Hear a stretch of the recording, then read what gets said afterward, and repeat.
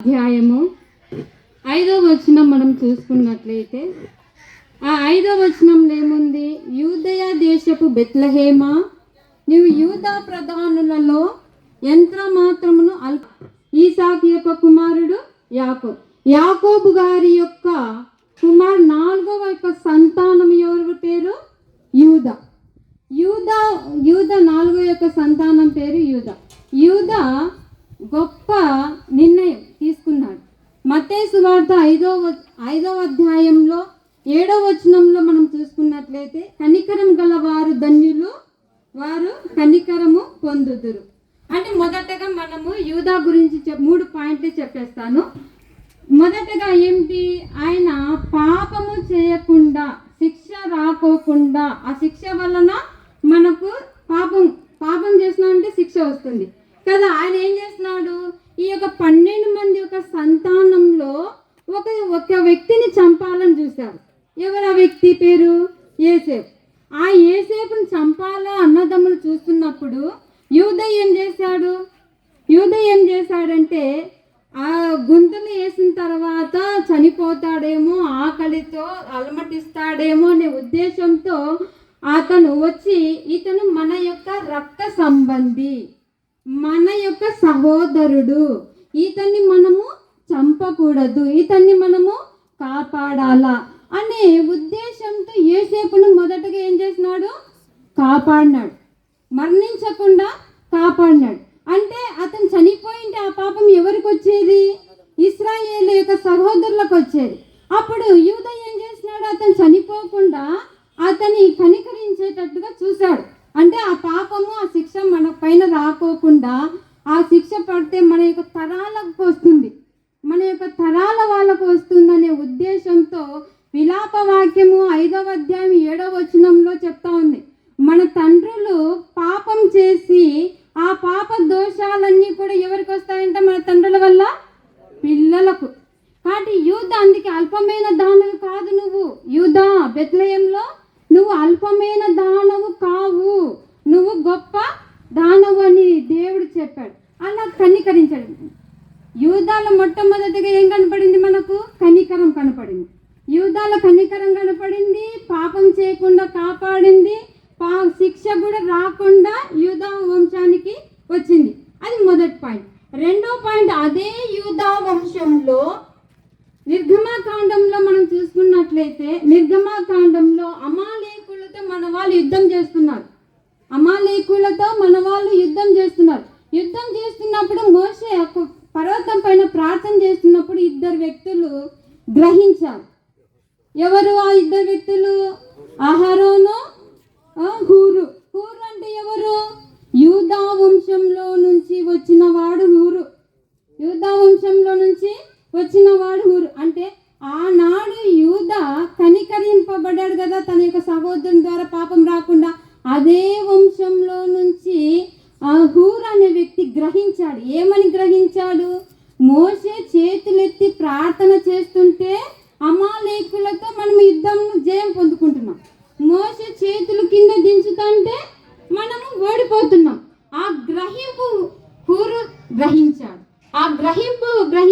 కాబట్టి మనం ఏం చేస్తాం? అహరోను అనేసి వీళ్ళిద్దరు వెళ్ళి మోషే యొక్క చేతుల పైన నిలబడ్డారు, వంగారు. వీళ్ళు హూరు, అహరోను వీళ్ళిద్దరు ఆ పర్వతం పైకి వెళ్ళి మోషే చేతుల పైన ఉండడంతో మనమే అమాలేకుల పైన యుద్ధము జయించాం. వంశస్థుల నుంచి ఈ యుద్ధం జయం పొందింది యూదా వారి వంశంలో నుంచి. హూరు ఆ పని చేయడం వల్ల మొదటేమో కనికరం పొందాడు, రెండోదేమో గ్రహించాడు. యూదా వంశంలో రెండోది కనికరం పొందాడు, శిక్ష రాకుండా కాపాడాడు. రెండోది ఏంటి? గ్రహింపు వచ్చింది. మూడోది ఏంటంటే జ్ఞానం. అదే వంశంలో నుంచి వచ్చిన ఒక వ్యక్తి ఉన్నాడు, బెసలేల్ అని కదా. బెసలేల్ అనే వ్యక్తి ఉన్నాడు. ఏ వంశము బెసలేల్ది? యూదా వంశం. బెసలేల్ ఏ వంశము? యూదా వంశం. ఆ బెసలేలుకి మొదటగా జ్ఞానము, వివేకం, బుద్ధి ఉన్నాయా అంటే ఏమని చెప్పాడు? యాజకులకు విచిత్రమైన వస్త్రాలు కుట్టడానికి నేను జ్ఞాన వివేకం గల ఆత్మను అతని పైన కురిపించేదను. ఎవరిపైన కురిపిస్తాడంట? బెసలేల పైన. ఆ బెసలేలు ఎవరి వంశము? యూదా వంశము. అలాగా జ్ఞానము వివేకాలన్నీ కూడా ఎవరి వద్ద ఉన్నాయి? దేవుని వద్ద ఉన్నాయి. అట్లా అల్పమైనది కాదు యూదా వంశం. యూదా వంశము ఏమాత్రము అల్పమైనది కాదు. ఈ 3 పాయింట్లు ఎందుకు చెప్పానంటే, జయరాజయ్య గారు ఆ కాలంలోనే 7th 10th చదివితేనే ఆ కాలంలో ఎంఈడి చదివినట్లు. ఇప్పుడు ఎంఈడులు ఎంఏలు చదివినా ఉద్యోగాలు రాలే. ఆ కాలంలో 7th 10th చదివితేనే ఏమి గొప్ప గ్రేడ్, ఆ చదువులకే ఉద్యోగాలు, గొప్ప ఉద్యోగాలు వచ్చేది. కానీ ఆ కొద్దిపాటి జ్ఞానముతో ఏం చేశాడంటే ఈ వాక్యాన్ని చేత పట్టాడు. ఈ వాక్యాన్ని అనుక్షణము మొదటి కీర్తనలో మనం చదువుకుంటే దీవారాత్రులు దాన్ని ధ్యానించేవాడు ధన్యులు. ఎనీ టైం ఆ వాక్యాన్ని తను ధ్యానిస్తుంటే సముద్రంలో మనకు ఏ చేప కావాలంటే ఆ చేపను వెతుక్కుంటాం. అలాగా జయరాజయ్య గారు మనము ఇప్పుడు చదువుతున్న జ్ఞానం మనకి ఏ చాప్టర్లో ఏ వచనము అని సరిగా చెప్పలేము. మనం ఎంత చదివినా, కొంతమంది సేవకులైనా మనం సరిగా చెప్పలేదు. కానీ జయరాజయ్య గారు ఈ బైబిల్ని ఇట్లా పక్కన పెట్టి ఆ సముద్రంలో చేప ఏది కావాలో అది తీసేవాడు. అంటే ఏం చేసేవాడు? దివారాత్రులు దానిని ధ్యానించేవాడు ధన్యుడు. ఏ దాన్ని ధ్యానించాడు? ధర్మశాస్త్రాన్ని. ఏది ధర్మశాస్త్రాన్ని? వాక్యం అనే ధర్మశాస్త్రాన్ని దివారాత్రులు దానిని ధ్యానించేవాడు. కాబట్టి మనకి ఏ వచనం కావాలన్నా, ఏ టైంలో కావాలన్నా, చాప్టర్తో సహా, అధ్యాయంతో సహా, వచనంతో సహా చెప్పగల జ్ఞాన వివేకాలు కలిగిన జ్ఞానాన్ని దేవుడు ఆత్మని ఇచ్చాడు జయరాజయ్య గారికి. అది ఆ జ్ఞానము ఎంతో మందికి ఉండదమ్మా. కానీ జయరాజయ్య గారు ఎనీ టైం ఈ జ్ఞానాన్ని చేత పట్టుకొని అనుక్షణము ప్రార్థన, పాటలు, బైబుల్. తాడిపెత్తులకు వచ్చినా తన వయసు వాళ్ళని పిలుచుకొని, అప్పుడు ఏమి లేకుండా ఆ బాణాలు తీసుకొని రూపాయి బిళ్ళ తీసుకొని కొట్టండి అని పాట పాడుతూ దాన్ని అవే సంగీత వాయిద్యాలుగా వాయించేవాడు. అంటే తన తాడిపెత్తులకు వచ్చినా కానీ వదిలిపెట్టాలి. తన స్నేహితులను కానీ దేవుని తెలియని వాళ్ళని కానీ పిలుచుకొని ఒక చోటుకు పోయి బాణాలు తీసుకొని రూపాయి బిళ్ళతో కొట్టే సంగీతంగా వాడేవాడు. అలాంటి జ్ఞానం కలిగిన వ్యక్తి, అలాంటి సేవకుడు మిమ్మల్ని తయారు చేయడం అంటే గొప్ప. ఆ మార్గంలోనే మన దానం గారు కూడా వాక్యం కూడా చూడకుండా బైబిల్ చదివేస్తాడు, చెప్పేస్తాడు.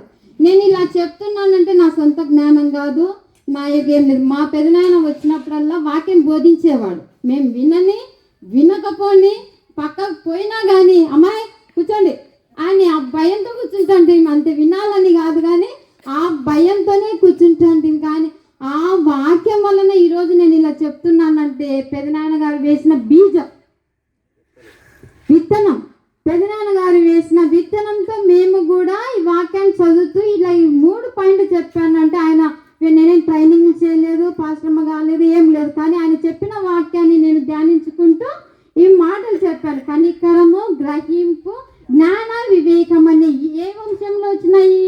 యూదా వంశంలో. అలాగా అయ్యగారు తయారు చేసిన మీ శిష్యులు మీరు కూడా ఏం చేయాలంటే ఆయన యొక్క కుటుంబానికి, ఆయన యొక్క సంఘానికి కూడా మీరేం చేయాలి? ప్రోత్సాహకరంగా. చదువు అక్కర్లే, దేవుని వాక్యం చెప్పడానికి చదువు ఏమాత్రం అక్కర్లే, ఆత్మ ఉండాలి. ఏ ఆత్మ?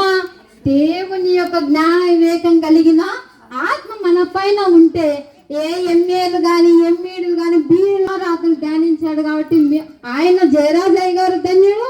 మీరు కూడా సంఘస్థులు, ఆయన తయారు చేసిన శిష్యులు, మీరంతా కూడా ధన్యులని నేను విశ్వసిస్తున్నాను. ఈ అవకాశం ఇచ్చిన సంఘ కాపరికి శ్రీకాంత్ అయ్య గారికి ధన్యవాదాలు చెప్పుకుంటూ సెలవు తీసుకుంటాను. చివరిగా తమ